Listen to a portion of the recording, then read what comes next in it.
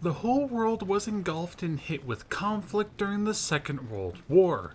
Only Antarctica, outside of global warming, was saved from being hit by this global affair. Yet, focus is almost always given to three theaters: the Pacific, European, and to a much lesser extent, the North African campaign. Yet, many other regions and nations were caught up in this conflict as well. And in today's video, we'll be exploring one of these conflicts that tends to not get mentioned much in the retelling of history. This is the British invasion of Iraq.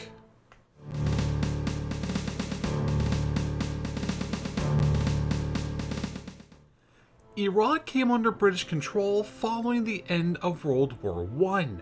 The nation was established as a mandate which granted them some levels of autonomy, but they were still subject to British control. The nation would gain full independence in 1932, but a previous treaty signed in 1930 granted the British military base rights and unrestricted troop transport throughout the nation. By 1937, few British troops were left in the territory. However, as war brewed in Europe, two British air bases in Iraq would see reinforcement, one being near Basra and another in Habiana. These bases were used to secure British oil interests in the region, and at the start of the Second World War, would also act as training bases and recruitment centers for British troops in the region. In September of 1939, the Iraqi government broke off diplomatic relations with Nazi Germany, and in March of the following year, the nationalist and anti-British Rashid Ali replaced Nur al-Assad as Prime Minister of Iraq. Rashid Ali made contacts with German representatives to establish some levels of diplomatic relations between the two governments again, though he was not yet an openly pro-Axis supporter. In June of 1940, when Italy joined the war, the Iraqi government did not break off diplomatic relations, and the Italian Legion in Baghdad became the chief center for Axis propaganda and for fomenting anti-British feelings within the Middle East. On April 1st of 1941, Rashid Ali and a section of pro-German senior military officers overthrew the Iraqi government in a coup and aimed to push the nation into an alliance with the Axis powers in Europe, viewing the British government control in the region as far too weak to contest this move. Yet, for the rest of the month, reinforcements for both Iraqi and British forces were raised and flooded into the country, and on May the 1st, tensions between the two would finally boil over. The British in the region at the start of the conflict had around 24,000 men raised and equipped under the overall command of Major General William Fraser. This force included a handful of British regulars, as well as a slew of colonial troops from around the area, many of which had been transported from India or were locally raised militia units. The British also had an armored car company made up of 18 Rolls-Royce armored cars made during the early 1920s. The company also had two functional large tanks and a single Carden Loyd tankette. They could field around 100 aircraft, which was a mix of Gloucester Gladiator biplanes and a handful of other types. The British Navy in the area consisted of 4 patrol boats, later reinforced by the aircraft carrier the HMS Hermes and 2 light cruisers, with the ability to call upon ships from the Eastern Station Squadron if needed. However, naval combat did not occur during this war. The forces under Iraq were comprised of around 60,000 men, most in 4 infantry divisions and 1 mechanized brigade. Within the mechanized brigade, it comprised of a light tank company, an armored car company, 2 battalions of motorized infantry, and an artillery brigade. The Iraqi army, while fairly decently equipped, was not particularly well trained, and a large section of it was comprised of irregular and militia units. The Iraqi Air Force was largely a mix of British and Italian-built planes, which was 60 strong and centered out of Baghdad, with a naval force consisting of 4 gunboats and a minesweeper. When fighting erupted, it was centered largely around the British base at Habyana, which the Iraqis were besieging. On May the 2nd, the British launched a series of airstrikes against the Iraqi-held positions, and throughout the day, the pilots from Habyana flew 193 sorties and claimed direct hits on Iraqi transports, armored cars, and artillery pieces, while only losing 5 aircraft themselves. The attack surprised the Iraqis, which included the government. Many of the soldiers in the army thought that they were merely on a training mission and didn't think they were actually going to war. The government didn't expect that the British would actually fight, and instead would settle for a negotiated surrender.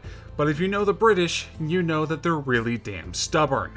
For 3 more days, British aircrafts would rule the skies, launching heavy attacks on not only Iraqi supply lines, but also airfields in major cities and even the Iraqi encampments. By May the 6th, the Iraqis led up the siege, leaving a large section of material, including around half of all of their artillery pieces. The siege at Habyana cost the British around 100 casualties, while the Iraqis suffered around 600, with many more being captured over the next few days. Iraqi reinforcements were spotted a few miles away from the base, and RAF pilots gunned down hundreds, if not thousands, leaving the path to Baghdad largely open. The Germans had been informed of the ongoing war, and after some deliberation, material and weaponry would be sent to Iraq via Vichy's French Syria. This would include a number of German aircraft under the command of Colonel Werner Jungk. This force would number around 24 craft, all while attacking British-held positions. Junk's forces also aided in moving supplies from Vichy Syria into Iraq, but by the 18th of May, he had lost around 30 of his air force, being whittled down to just 3 craft by the end of May. An Italian contingent of 12 aircraft was brought in, but they had little to do with the ongoing fighting. Habyana was secured by the mid of May, and reinforced by troops from Palestine and Transjordan, the British went on the offensive, with the towns of Fallujah and Ramadi being the next main objectives, before marching onto Baghdad itself. Both towns were occupied by an Iraqi brigade, with Fallujah blocking the main route to Baghdad, and Ramadi blocking any British troop movements to the west of their current position. However, the forces at Ramadi would be left not attacked, due to the heavy fortifications and the self-imposed flooding of the area, so all attention was focused at Fallujah, with battle plans going into motion on the night of the 17th.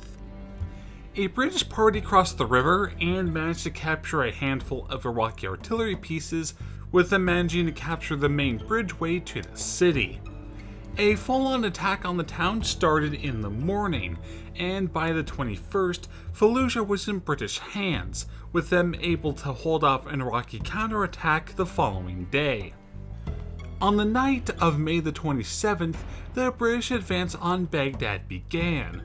The advance made slow progress and was hindered by the many destroyed bridges over the irrigation waterways which had to be crossed. Faced with the British advance, the Iraqi government of Rashid Ali collapsed, and him, along with a bunch of the cabinet, fled to Iran, later going on to Germany. The mayor of Baghdad came to meet the British on the outskirts of the town, and they quickly signed a peace treaty and armistice, putting a halt to hostilities.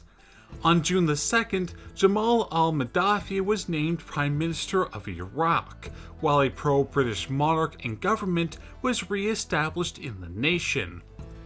While this would largely put down the war in Iraq, the forces under British command in the region would not yet be finished, and instead, Iraq would be used as a springboard to launch not one, but 2 invasions, one to the west and one to the east. But that is a topic for another time. I hope you enjoyed the brief look into one of the more forgotten conflicts during the Second World War. If there's a topic that you would like me to cover in the future, say so down in the comments below. If you would like to assist the channel in growing, then consider donating on my Patreon page. Don't forget to like and subscribe, and I'll catch you all next time.